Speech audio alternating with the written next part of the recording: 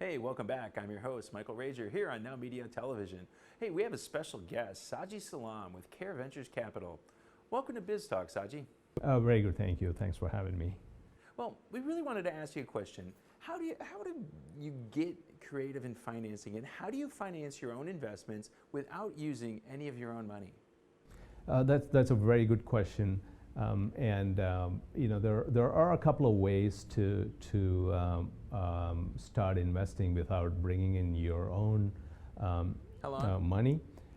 There could be ways where you just bring in resources, right? So if I go into a multifamily investment situation, for instance, there could be places where a person could bring in value by bringing in a deal, right? So there are times when you have access to a deal.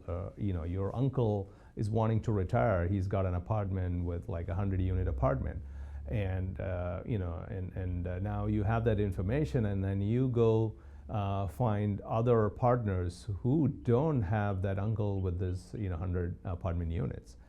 So you're bringing value to the table. And you will be compensated for your value by becoming sometimes a part of the general partner team. So that's one way of bringing value. The other value add you could provide is probably by being in, let's say you're in Atlanta, and many of your partners are in Texas. So for those investors and partners in Texas, they definitely would like to have somebody from Atlanta because you bring the local knowledge. You will be the boots on the ground in Atlanta to make sure that the asset is operating very well once the investors and the general partners in Texas come and invest in that asset in Atlanta. So that's another way where you could bring value. So it needn't always be money that you bring to the table. It could be skill sets. It could be resources. So that's one way to get started in multifamily, for instance. In single family, and not just in single family, in real estate in general, there is another commonly used strategy, which is seller financing, which is to say that, again, let's go back to your uncle with 100 apartment units, and he says, hey, go Saji, I want you to buy this apartment from you, and you don't need to pay me anything, or you pay me, let's say, a small amount, and then you can start paying me over a period of, pay up over a period of 5 years or 10 years, whatever that is. It might not be a sweet deal if it is not your uncle, but, but a third party. But at the same time, the principle is the same, where the seller says that, hey, I don't want all the cash up front, give me some money, and that's all negotiable. And so now you have an asset, you manage it, you get income from that asset. So that's another great way of financing your rental portfolio. A third way might be hard money lenders, who are lenders with minus all that due diligence in terms of hundreds of thousands of documents that you need to provide to get a loan. So these are lenders who understand that, hey, you are, let's say, going to buy a property, renovate it, and flip it, for instance. So there are many lenders out there who are, we call them private lenders or hard money lenders, who would provide you the money that you need without a lot of paperwork. And they definitely would want to have that collateralized by that asset for the most part. But again, you're not bringing in any money. You are bringing in a home which needs renovation.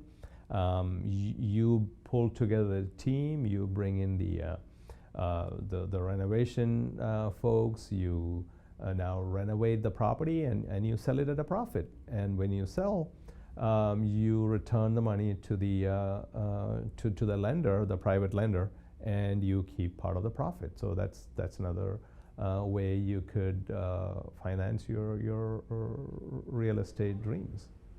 Well, that's pretty interesting, Sajay. Tell us, are there any tips and tricks you could share with us on how to maximize cash flow from real estate investments? Mm-hmm. Well, yes. One of the main things once you purchase a rental property, be it a single-family home or a multifamily apartment, is to see how you can add value to that property and generate more income and thus more profit. So some of the common ways of generating value from a property are adding value. Just let's say you bought a home which is a little rundown, not well maintained. There's work to be done. So now you come in, renovate the property, give it a fresh coat of paint, do the kitchen, do the flooring, make it look good, interior and exterior, and suddenly the value of the property has gone up, and also the rental that you would get will go up because now it looks like a very well maintained home, and so now you're able to charge more rent on it. There are other strategies on the single family side, depending on if you have enough space. You could add a smaller rental unit, which could be a studio, which could be just rented out to a student or a single person, if you have the space available. On single families, you could add an additional bedroom, for instance, or an additional bathroom, and so that is another strategy that can be used on single family homes. These should all bring you rent increases, and also this will add to better prices when you plan to exit the property as well. In multifamily, there's a lot more of latitude in what you can do. What we've seen is in many apartments, we replicate the same value add model basically in an apartment. So now instead of renovating one single family home, we are renovating 300, 400 units in an apartment. But the theme is the same. You're looking at an apartment which has not been renovated for 5-10 years. It looks a little run down. Now you come in, you acquire the property, you give it a fresh coat of paint, you renovate the interiors, you add some amenities like a pool area that you spruce up. You bring in outdoor grill, and other amenities like in some apartments we do soccer fields, some apartments we do basketball courts. So you bring in more amenities that the tenants can enjoy. A common one is a dog park, a mini dog park within the apartment.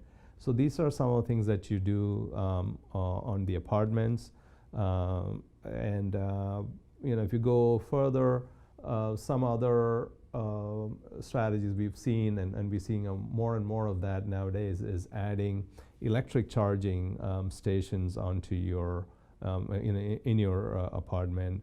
There are other ways to generate income by adding vending machines. There are some apartments where you have laundry machines.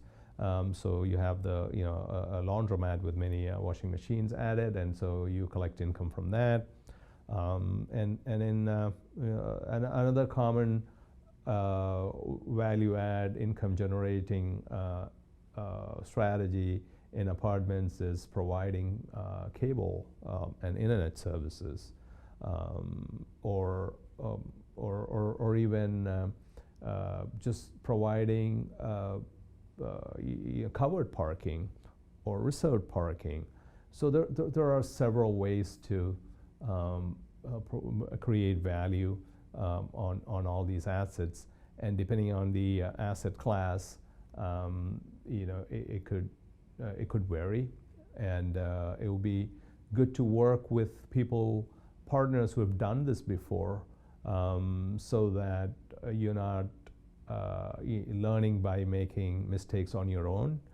You're better off learning from other people's mistakes.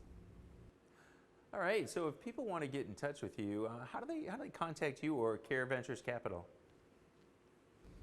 We are available on the internet. We are at www.CareVenturesCapital.com. You'll also find us on social media, on Facebook, LinkedIn. So yes, please reach out to us. Thank you. Hey, thanks a lot, Sanji. And we'll be back with more Biz Talk TV right after this.